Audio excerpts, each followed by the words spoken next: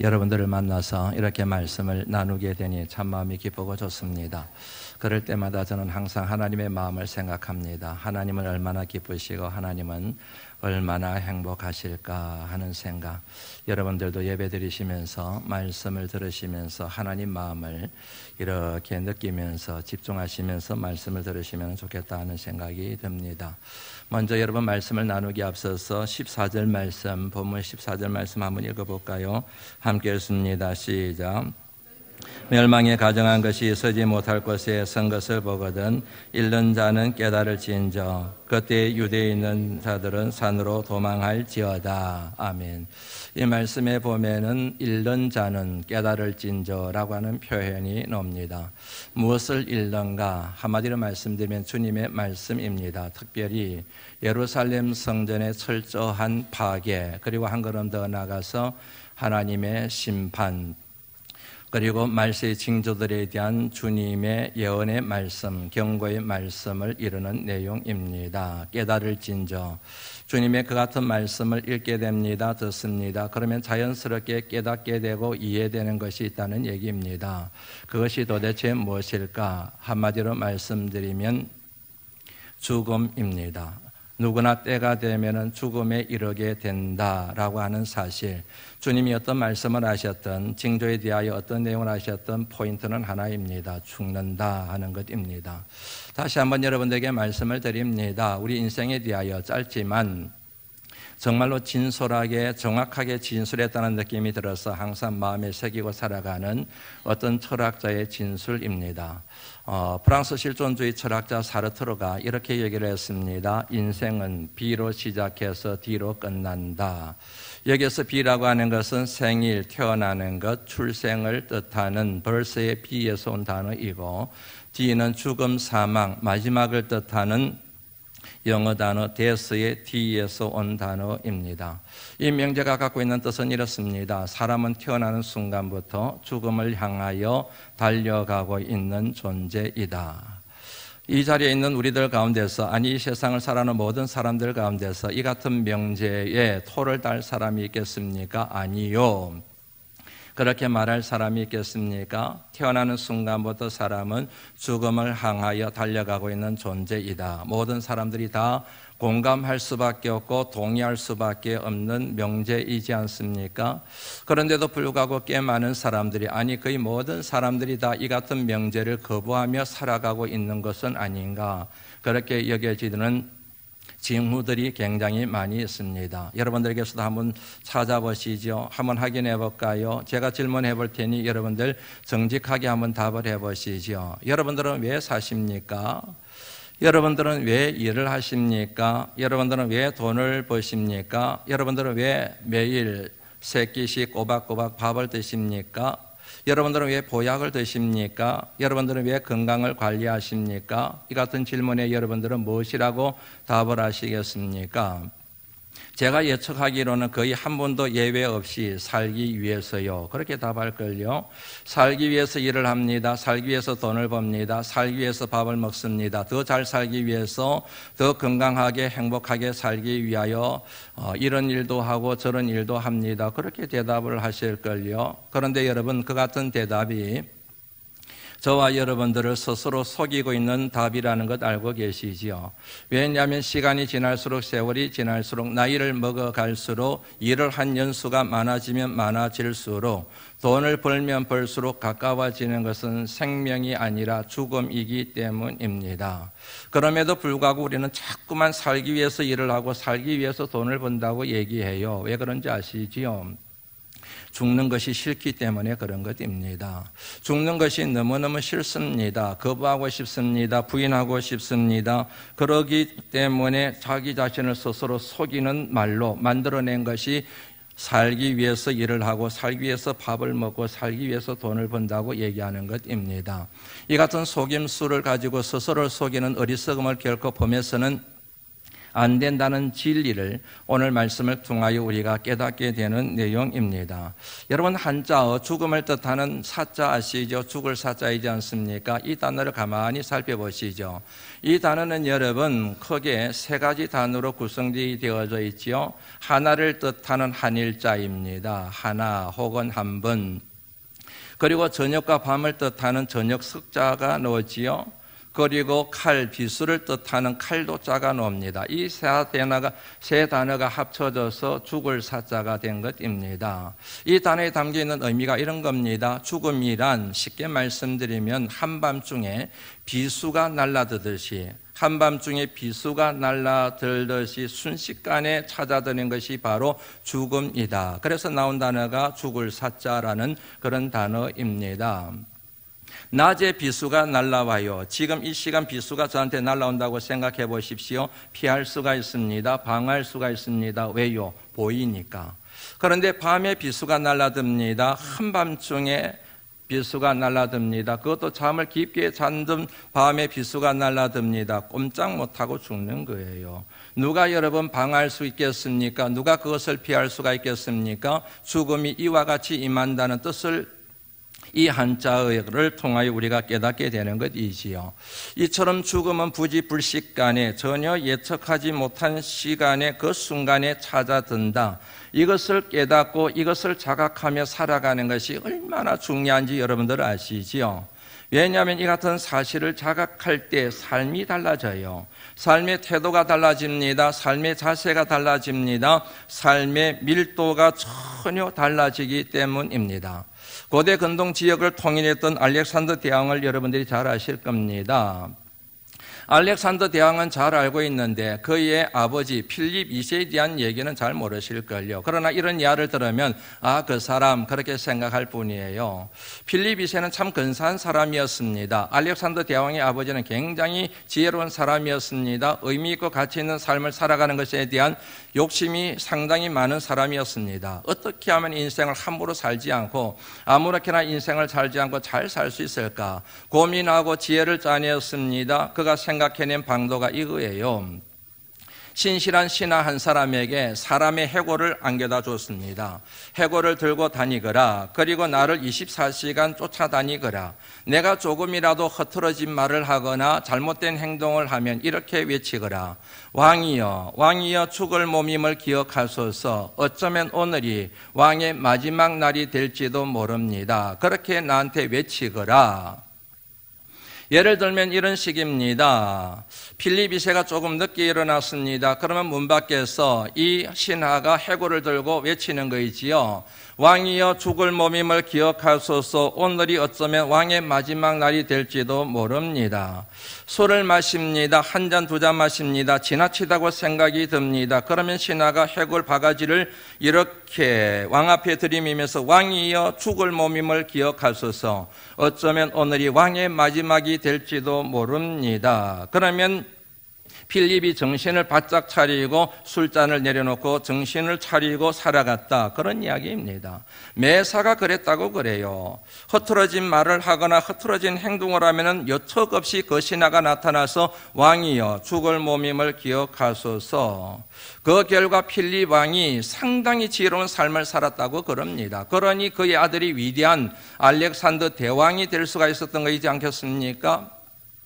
다시 말씀드리면 죽음에 대한 자각이 나도 죽을 것이다. 그 때가 언제인지 알지 못한다. 오는 순서는 있어도 가는 순서는 모른다. 오늘이 어쩌면 오늘이 내 인생의 마지막이 될지도 모른다는 이 같은 생각이 그로 하여금 오늘의 삶을 밀도 있게 살아가게 만드는 동력이 되었다고 하는 사실이지요. 주님께서 제자들에게 한 걸음 더 나가서 저와 여러분들에게도 동일하게 말씀하십니다. 예루살렘 성전 망할 거야. 돌 하나도 돌 위에 남지 않고 다 무너뜨려지게 될 거야. 세상에 종말이 올 걸. 그 징조들은 바로 이런 거란다. 세상에 종말이 올 뿐만 아니라 개인의 종말도 올 거야. 너희들이 때가 되면 죽게 될 날이 이르게 될 거야. 다시 말씀드리면 얘들아 죽을 몸임을 기억하거라. 이렇게 주님이 말씀을 통하여 하고 계신다는 얘기이지요. 그런데 여러분 죽음으로 끝나면 그나마 다행이에요. 죽음으로 끝나지 않는 게 문제이지요. 죽음의 끝자락에 하나님의 심판이 있다고 말씀드렸지 않습니까? 영생을 얻거나 영벌에 처해지거나 천국으로 가거나 지옥으로 가거나 이게 여러분 죽음의 끝자락에서 있다는 게 이게 문제라는 얘기이지요. 이 같은 사실을 깨달아요. 이 같은 사실을 자각합니다. 그런 사람이 어떻게 함부로 살아갈 수가 있겠습니까? 아무렇게나 행동하며 살아갈 수가 있겠습니까? 삶의 밀도가 촘촘하게 될 수밖에 없지 않겠습니까? 우리 인생과 우리의 삶의 밀도를 측정하는 요인들이 몇 가지가 있습니다. 그 중에 하나가 바로 행동입니다. 행동, 사람의 행위입니다. 인간에 대한 가장 기본적인 이해입니다. 이 이해로부터 모든 인간 이해가 노는 것 같아서 종종 말씀드리는 것 같아요. 양해해 주시리라 생각합니다. 인간을 동물이라고 얘기를 합니다. 왜 인간을 동물이라고 할까? 사람들은 쉽게 생각해요. 움직이기 때문에 동물이다. 그럽니다. 맞습니다. 그러나 정확한 답은 아닙니다. 인간이 동물인 이유는 움직이지 않으면 살 수가 없기 때문에 동물이라고 얘기하는 것입니다. 인간이 살아가는 데 꼭 필요한 것들이 두 가지가 있지요. 하나가 산소입니다. 또 다른 하나가 에너지입니다. 이와 같은 것들은 저절로 얻어지는 것이 아닙니다. 움직여야 됩니다. 행동해야 됩니다. 이동해야 됩니다. 사냥하러 가야 됩니다. 물을 길러 가야 되는 것이지요. 움직이지 않고도 이와 같은 에너지와 산소를 얻는 사람들이 있습니다. 그런 사람들은 동물이라고 말하지 않아요. 식물인간이라고 그렇게 얘기하는 겁니다. 그러니 여러분 여기에서 매우 중요한 하나의 사실을 정리할 수가 있습니다. 그게 뭐냐면 인간의 존재는 인간의 행동에 기반을 두고 있다는 거예요. 인간의 행동이 인간의 존재 이유와 존재의 가치와 존재의 목적을 결정하는 것이라는 사실이 정리가 되시지요. 그만큼 여러분 사람의 행동과 사람의 행위가 중요하다는 얘기입니다. 나는 생각한다, 고로 나는 존재한다. 철학자 데카르트가 말이지 않습니까? 쉽게 말씀드리면 내 존재의 정체성을 결정하는 것이 내 존재의 정체성을 결정하는 것이 생각이라는 거예요. 내가 무슨 생각을 하느냐에 따라서 내가 어떤 존재인지가 결정이 된다는 얘기거든요. 이런 생각을 하면 이런 사람이 되고 저런 생각을 하면 저런 사람이 되는 거예요. 부정적인 생각을 하기 때문에 부정적인 사람이 되는 거예요. 긍정적인 생각을 하기 때문에 긍정적인 사람이 되는 거이지요. 왜 선한 사람이 되었을까요? 선한 생각을 하고 살아가기 때문에. 왜 악한 사람이 되었을까요? 악한 생각이 그의 심령을 지배하고 있기 때문에 그런 거이거든요. 생각, 사고, 생각의 흐름이 그 사람의 존재, 정체성을 결정한다는 얘기이지요. 그러나 이것은 존재의 정체성을 결정하는 하나의 측면일 뿐입니다. 또 다른 중요한 측면이 있습니다. 그게 뭐냐면 인간의 행동입니다. 인간의 행위입니다. 나는 움직인다. 나는 행동한다. 고로 나는 존재한다.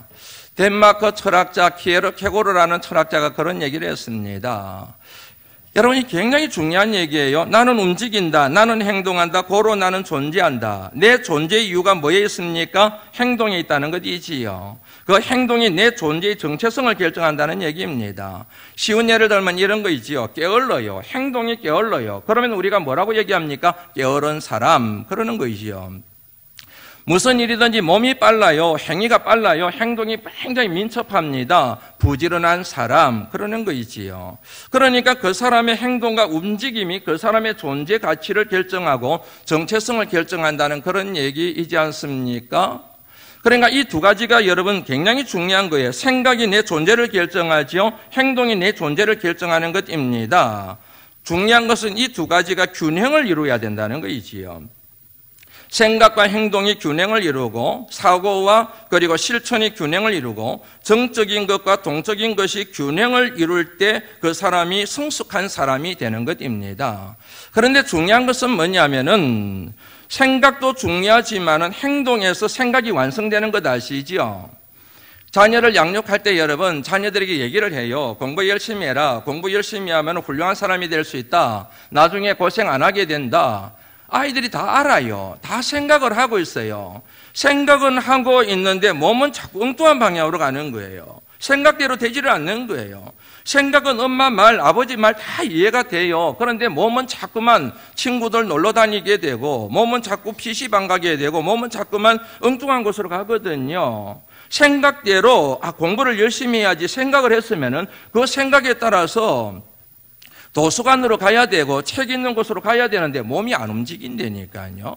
그러니까 중요한 것은 생각도 중요하지만 결국 어디에서 완성이 되어야 되느냐면 행동과 행위에서 완성이 되어야 된다는 얘기입니다. 이것은 여러분 믿음의 원리도 마찬가지입니다. 오직 의인은 믿음으로 말미암아 살리라.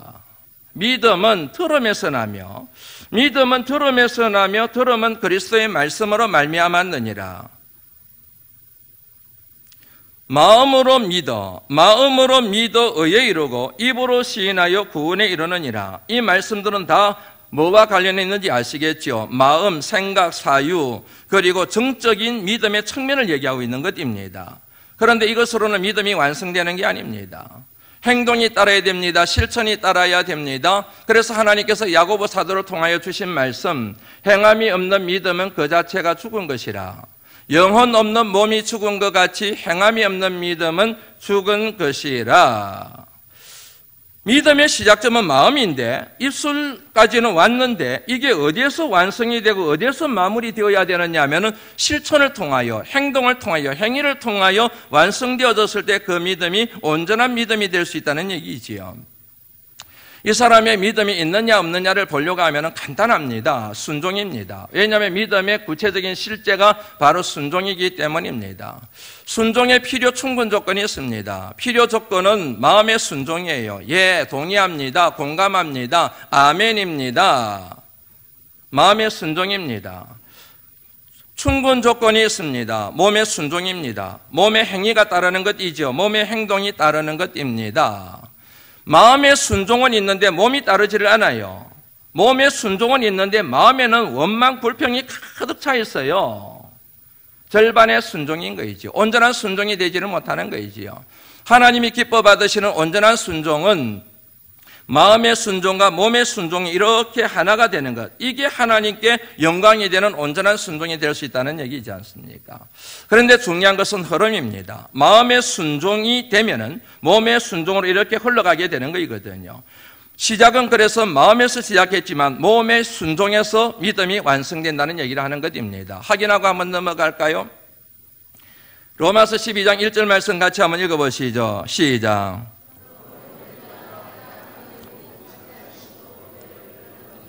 너희 몸을 하나님이 기뻐하시는 거룩한 산제물로 드리라. 이는 너희가 드릴 영적 예배니라. 하나님이 기뻐하시고 하나님께 영광이 되는 저와 여러분들이 드려야 할 영적 예배가 무엇이라고요? 몸으로 산제물 드리는 거예요. 몸뚱아리, 몸의 행위, 몸의 행동, 이것이 하나님이 기뻐하시는 영적 예배라고 하는 사실을 밝히고 있는 내용이잖아요. 마음을 드리는 게 아니고 정성을 드리는 게 아니고 뜻을 드리는 게 아니고 몸의 행위를, 몸의 실천이 따라야 된다는 얘기이지요. 고린도전서 9장 27절 말씀도 같이 한번 읽어보실까요? 읽습니다. 시작.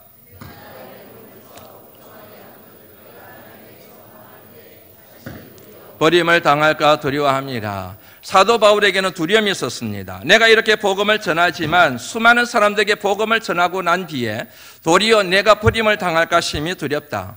이 문제를 해결하기 위하여 그가 채택한 방법이 뭐예요? 몸을 치는 거예요.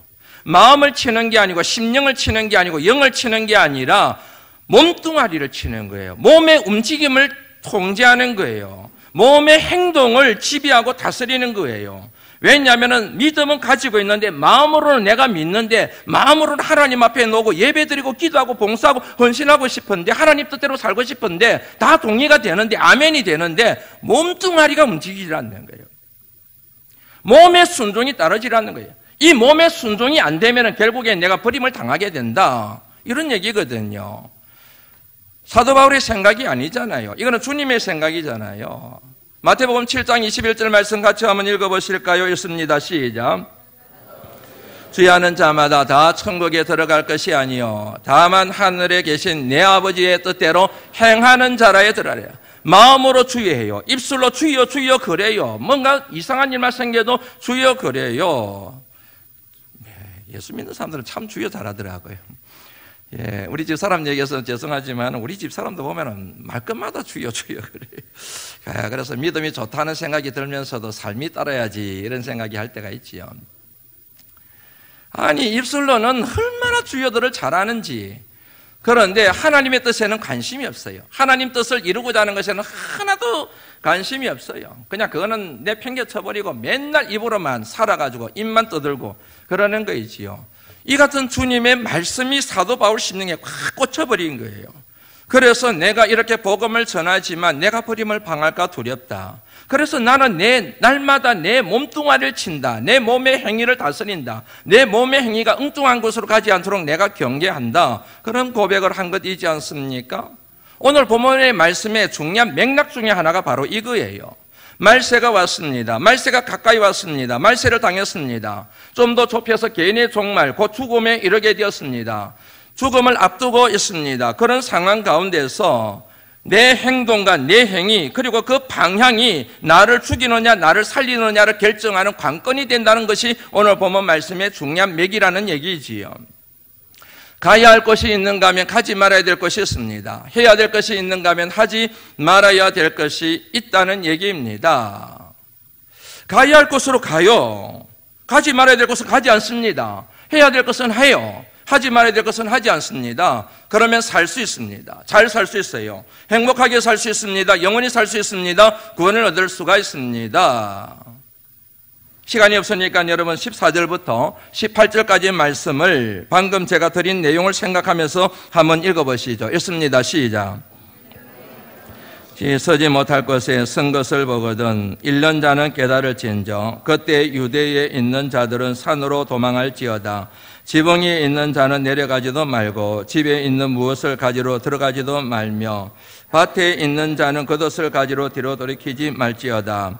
그 날에는 아이 뵌 자들과 젖먹이는 자들에게 화가 있으리로다. 이 일이 겨울에 일어나지 않도록 기도하라. 아멘. 이해가 되시지요? 그런데 이게 쉬운 일이 아니에요. 가야 할 곳으로 가고 가지 말아야 될 것은 가지 않고 해야 될 것은 하고 하지 말아야 될 것은 하지 말아야 되는데 이게 만만한 일이 아닙니다. 왜냐하면 사탄의 공격이 너무너무 거세기 때문입니다. 사탄의 졸개들이 총동원되어서 저와 여러분들을 미혹하기 때문입니다. 22절 말씀 한번 읽어볼까요? 읽습니다. 시작. 들과 거짓 선지자들이 일어나서 이적과 기사를 행하여 할 수만 있으면 택하신 자들을 미혹하려 하리라. 거짓 그리스도들, 거짓 선지자들이 총출동합니다. 사탄의 졸개들입니다. 이들에 의하여 미혹이 일어납니다. 우리를 유혹합니다. 가지 말아야 될 것을 가게 만듭니다. 가지 말아야 될 것에 첨벙첨벙 가게 만듭니다. 해야 될 것을 하지 못하게 만들고 해야 될 것을 하지 못하게 만들고 하지 말아야 될 것을 하게 만듭니다. 그 여러분 사탄의 공격과 방해가 장난이 아니라는 얘기예요. 그럼에도 불구하고 걱정할 필요는 없습니다. 염려할 필요는 없습니다. 결국 승리는 저와 여러분들의 손에 달려 있기 때문입니다. 그러나 이 같은 승리를 취하기 위하여 저와 여러분들이 해야 할 것이 있어요. 주님이 오늘 본문 말씀을 통하여 세 가지를 일러주셨습니다. 첫째는 산으로 도망치는 겁니다. 14절 말씀 같이 한번 읽어볼까요? 읽습니다. 시작. 인자는 깨달을진저 그때에 유대에 있는 자들은 산으로 도망할지어다. 멸망에 가정한 것들, 다시 말하면 멸망에 가정한 것들, 하나님의 백성들을 미혹하고 하나님의 사람들의 영혼을 파괴하는 이 같은 악한 세력들이 너희들을 짓밟을 보려고 할 그때는 어디로 가라고요? 산으로 도망을 치라는 거예요. 도망을 치라. 가만히 앉아있지 마라. 넋을 놓고 앉아있지 마라. 움직여라. 행동해라. 산으로 도망을 가거라. 도대체 산으로 도망간다는 게 뭘 의미할까? 이 질문에 대한 해답의 말씀이 시편 121편 1절 말씀 2절 말씀에 나옵니다. 내가 산을 향하여 눈을 들리라. 나의 도움이 어디서 올꼬? 나의 도움이 천지를 지으신 여호와에게서로다. 시편 기자가 고통을 당하고 어려운 일을 당하고 있습니다. 그 순간 그가 한 것이 뭡니까? 산을 바라보는 거예요. 왜 산을 볼까요? 그 산을 통하여 천지 우주 만물을 창조하신 창조주 하나님, 전지하신 하나님, 전능하신 하나님을 경험하기 때문에 그런 것입니다. 그러므로 성경에 나오는 산이라고 하는 것은 천지 우주 만물을 창조하신 창조주 하나님, 전지하신 하나님, 전능하신 하나님을 은유하는 메타포라고 얘기하거든, 어려운 말로. 그 메타포가 되는 거예요. 눈에 보이는 산을 통하여 하나님 계시지. 하나님이 이 산을 만드셨지. 천지 우주 만물을 창조하셨지. 하나님에 대한 믿음이 생기고 믿음이 더 강화되어져 가는 것, 그 같은 의미가 바로 산에 담겨 있다는 얘기이지요. 그러므로 산으로 도망하라고 하는 것은 이 같은 어려운 일을 만났을 때, 죽음의 문턱에 들어섰을 때 누구 품으로 도망가라는 겁니까? 하나님 품으로 도망가라는 거예요. 시편 어떤 일들이 일어나는가? 시편 121편 3절 말씀부터 8절까지 말씀 이어서 한번 읽어볼까요? 너가 나오는데 너 대신에 나를 넣어서 한번 읽어보는 겁니다. 같이 읽습니다. 시작. 나를 실족하지 아니하게 하시며 나를 지키시는 이가 졸지 아니하시리로다. 이스라엘을 지키시는 이는 졸지도 아니하시고 주무시지도 아니하시리로다. 여호와는 나를 지키시는 이시라. 여호와께서 내 오른쪽에서 내 그늘이 되시나니 낮의 해가 나를 상하게 하지 아니하며 밤의 달도 나를 해치지 아니하리로다. 여호와께서 나를 지켜 모든 환난을 면하게 하시며 또 내 영혼을 지키시리로다. 여호와께서 나의 출입을 지금부터 영원까지 지키시리로다. 아멘. 이 말씀을 묵상하는데 지난 주 중에 새벽 기도에 때 불렀던 찬양이 확 차오르는 거예요. 어떤 찬양을 불렀느냐 하면은 사람을 보며 세상을 볼 땐 만족함이 없었네 라는 찬양입니다. 같이 부를까요? 제가 불러드릴까요? 같이 불러요? 예, 같이 한번 불러죠. 한번 부르지요.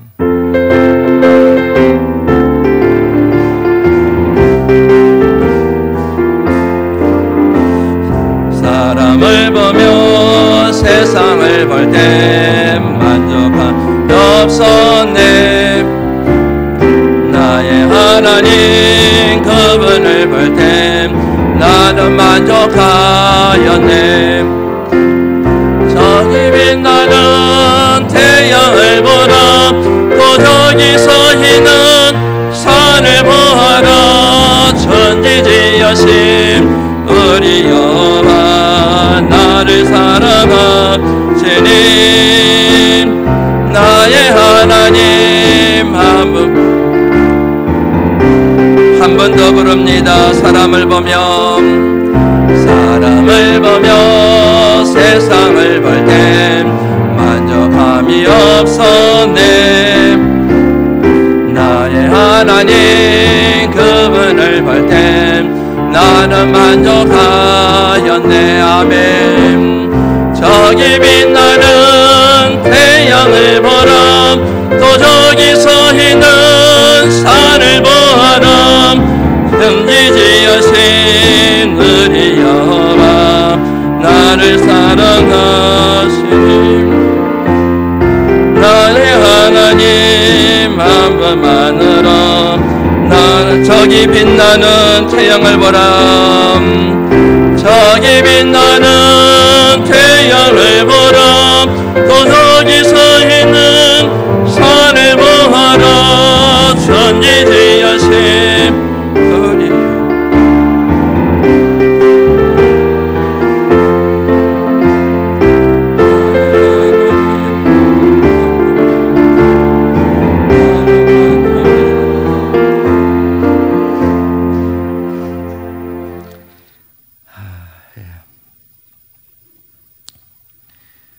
이 찬양이 너무 좋은 거예요. 예. 여러분 일주일 동안 살아가실 때 이 찬양을 입에 달고 사시면 참 좋겠다 하는 생각이 듭니다. 두 번째로는 기도하는 거예요. 기도하는 자리로 가는 겁니다. 18절 말씀 같이 한번 읽어볼까요? 읽습니다. 시작. 기도하라. 중요한 포인트는 기도하는 겁니다. 기도하는 것. 기도의 핵심 가치가 있습니다. 하나님의 주권입니다. 항상 기도하라. 쉬지 말고 기도하라. 범사에 기도하라. 항상 하나님의 주권을 인정하고 쉬지 않고 하나님의 주권에 대한 고백을 하고 그리고 범사에 하나님의 주권에 순종하며 살아가는 것, 이것이 항상 기뻐하고 범사에 감사가 넘쳐나는 삶의 비결이라는 걸 여러분들 아시죠? 간단하게 정리하고 넘어갑니다. 기도할 수 있는데 왜 걱정하십니까? 기도할 수 있는데 왜 질병을 두려워하십니까? 기도할 수 있는데 왜 죽음을 무서워하십니까? 기도할 수 있는데 왜 말세가 오는 것에 대하여 움찔거리십니까? 기도할 수 있는데 왜 두려움이 엄습할까요? 왜 무서울까요? 왜 겁이 날까요? 기도하지 않기 때문에. 사랑하는 성도 여러분, 기도하시기를 주의 이름으로 부탁을 드립니다. 기도하는 자리에 오셔야 됩니다. 그러면 모든 걱정, 근심, 염려, 두려움이 변하여 기쁨이 되고 모든 절망이 변하여 소망이 되는 역사가 저와 여러분들 삶 가운데 휘몰아칠 줄로 믿습니다. 그리고 세 번째로는 미혹하는 자들을 믿지 않는 겁니다. 21절 말씀, 22절 말씀 같이 한번 읽어볼까요? 읽습니다. 시작.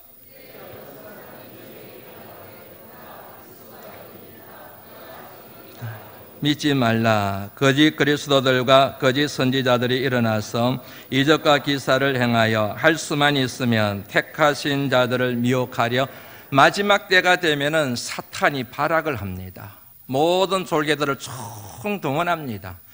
적 그리스도가 하나가 아니고 거짓 그리스도들이라는 편이 나오잖아요. 복수형을 사용하고 있죠. 거짓 선지자가 하나만 나타나는 게 아니고 거짓 선지자들이라는 편이 나오잖아요. 벌떼같이 달라드는 거예요. 벌떼같이 밀려온다는 얘기이지 않습니까?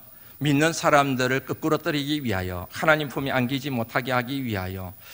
제가 많은 임종을 지켰어요. 임종 때 그런 일들이 굉장히 많이 일어납니다. 영적 전쟁이 장난이 아니에요. 정말 장난이 아닙니다. 경험해보지 않은 분들은 제 말이 이해가 안 될 거고, 경험하신 분들은 이해가 되실 겁니다. 장난이 아닙니다. 저는 이 말씀이 그대로 제 마음속에 딱 그대로 이해가 됩니다. 완전히 공감이 됩니다. 이들이 여러분 믿는 자들을 거꾸로 떨이기 위하여, 미혹하기 위하여 쓰는 전략이 있습니다. 기적과 이사를 베푸는 겁니다. 놀라운 일들이 일어납니다. 교회 안에서는 안 일어나는데 이 사람들에서는 일어납니다. 교회 안에서는 볼 수 없는 것들이, 교회 안에서는 경험할 수 없는 이적과 기사들이 이런 적그리스도들과 거짓 선지자들에 의해서 막 일어납니다. 상상도 못할 기적이 일어납니다. 그것을 본 사람들이 확 하고 끌려 들어갑니다. 지금 당장에 지푸라기도 잡아야 되는데, 이 암덩어리를 고쳐야 되는데, 이 죽음의 문턱을 넘었어야 되는데, 잡고 싶은 것 있으면 다 잡습니다. 여기에 용하다, 저기 용하다. 그러면은 막 찾아다니기 시작합니다. 순식간에 넘어가 버립니다. 순식간에 믿음을 떠나버립니다. 순식간에 진리를 떠나버리게 됩니다. 그 같은 일들이 일어나지 않도록 조심해라, 경계해라, 이런 얘기입니다. 바리새인들과 서기관들이 예수님을 시험하기 위하여 표적을 한번 보여주십시오라고 그렇게 구하게 됩니다. 그러자 예수님께서 이렇게 말씀하셨어요. 악하고 음란한 시대가 표적을 구하나, 악하고 음란한 시대가 표적을 구하나 요나의 표적밖에는 너희에게 보일 표적이 없느니라. 두 가지 내용을 말씀하셨습니다. 악하고 음란한 시대가 표적을 구한다, 기적과 이사를 구한다.